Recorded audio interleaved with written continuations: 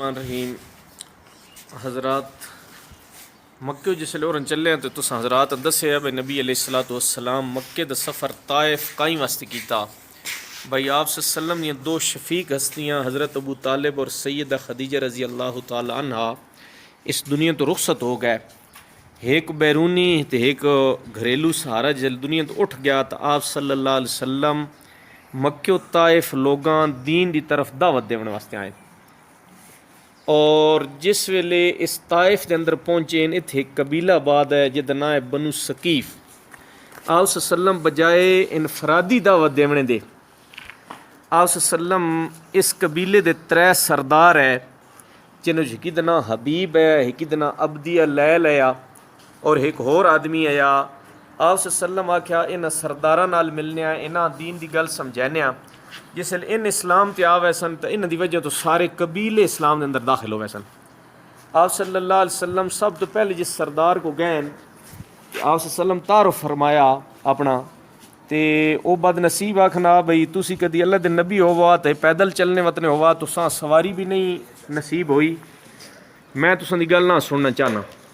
اتھوں آپ صلی اللہ علیہ وسلم دوسرے سردار دے کول گئے اس نال گل کیتی اور او سردار جڑا وہ آکھنا کہ میں تساں نال گل ہی نہ کرنا چاہنا.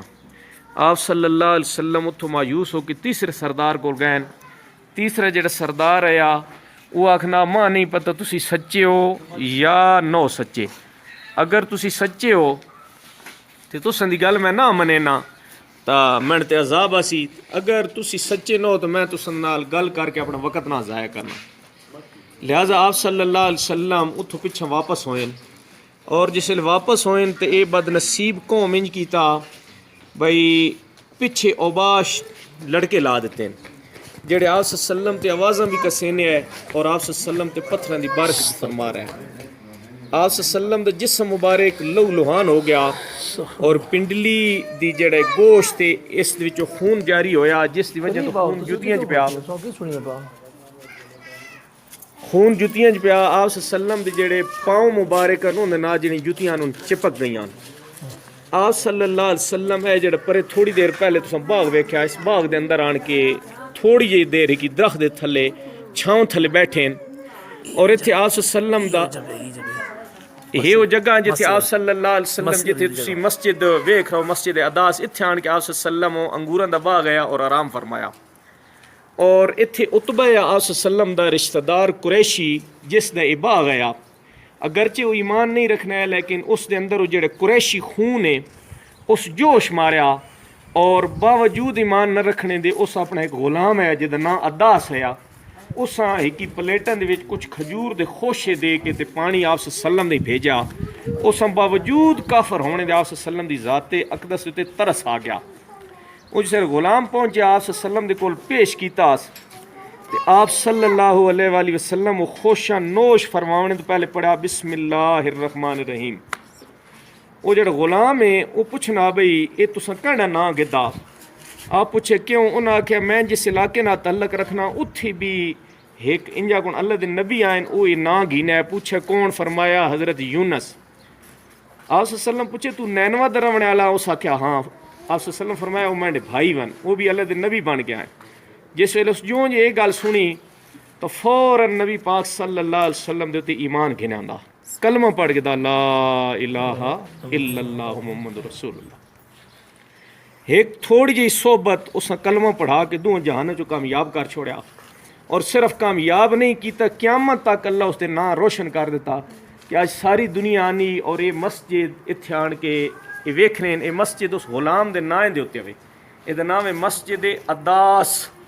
غلام نینوا تو آ کے اتھے کام کرنے والا مزدوری کرنے والا نبی صلی اللہ علیہ وسلم دی گل من کے تے قیامت تک کامیاب ہو گیا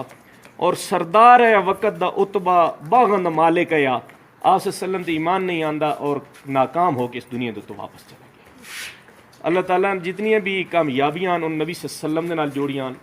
اس تو بعد اتھے ایک خاص واقعہ ہویا. حضرت زید رضی اللہ تعالیٰ عنہ نبی صلی اللہ علیہ وسلم دے نال غلام ہے جنہیں سفر کیتا ہے جس لئے انہیں ظلم کیتا تو آپ صلی اللہ علیہ وسلم حضرت زید آکھنے کہ اللہ دے نبی تسی تے جیڑی بھی گل کرے نے اللہ تساں دی قبول کرے نا لہذا اپنے رب دے سامنے دعا کرو اللہ انہاں غرق کر دے۔ آپ صلی اللہ علیہ وآلہ وسلم اپنے ہاتھ مبارک اٹھائیں اور حضرت زید سمجھنے پہن ہونے آپ صلی اللہ علیہ وسلم بد دعا دینے۔ آپ صلی اللہ علیہ وآلہ وسلم بڑی لمبی دعا فرمائی جد ترجمہ میں اللہ کمزور انسان ہاں، میں اپنے ضعف دا سوال تساں کو لئی کرے نا،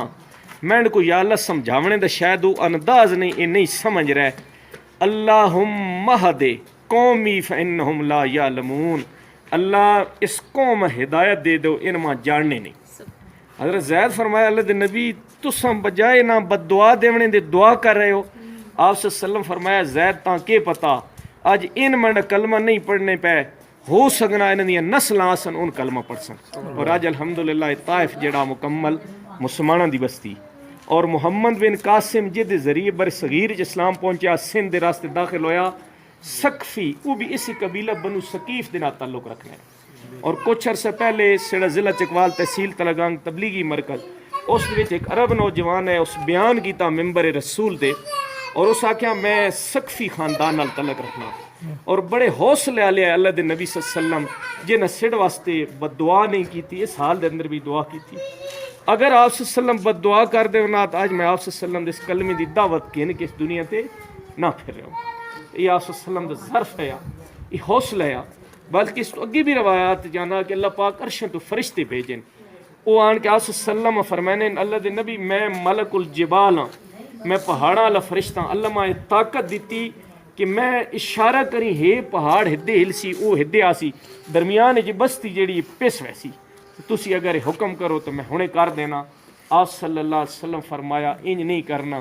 بلکہ میں اللہ کو دعا کرنا اللہم اہد قومی فانہم لا یعلمون، اللہ اس قوم کو ہدایت دے دے یہ مجھے جانتے نہیں ہیں۔ یہ اللہ کے نبی صلی اللہ علیہ وسلم کی رحمت تھی، یہ شفقت تھی، یہ انسانیت کے ساتھ آپ صلی اللہ علیہ وسلم کی مروت اور محبت تھی،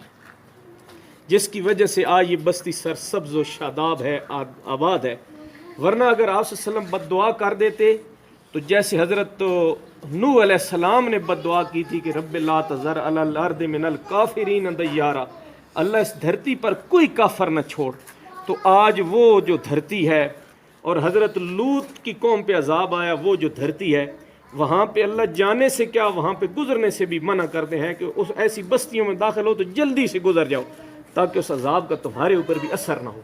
کیونکہ وہاں پہ ان قوم کے خلاف بد دعا ہوئی۔ لیکن یہ فیض ہے میرے نبی صلی اللہ علیہ وآلہ وسلم کا، یہ وسعت ظرف ہے اللہ کے حبیب صلی اللہ علیہ وسلم کی کہ باوجود اپنے جسم کی پنڈلیوں سے خون بہا کر بھی آپ صلی اللہ علیہ وسلم نے ان کے حق میں بد دعا نہیں کی۔ امت کو بھی یہ درس دے کے گئے سل من قطعک، میرے امتیوں تمہارے ساتھ اگر کوئی تعلق توڑتا ہے تم پھر بھی جوڑنا، وات من حرمک، تمہیں کوئی محروم بھی کرتا ہے تو پھر بھی تم عطا کا در ان کے اوپر بند نہ کرنا، اور کبھی بھی کسی سے انتقام نہ لینا۔ یہ نبی پاک صلی اللہ علیہ وسلم کی سیرت کا درس ہے۔ اللہ پاک ہم سب کو نبی پاک صلی اللہ علیہ وآلہ وسلم کی مبارک نورانی اور سیرت کے روشن گوشے اپنانے کی توفیق عطا فرمائے۔ اللہ آپ سب حضرات کا اس مبارک جگہ پہ آنا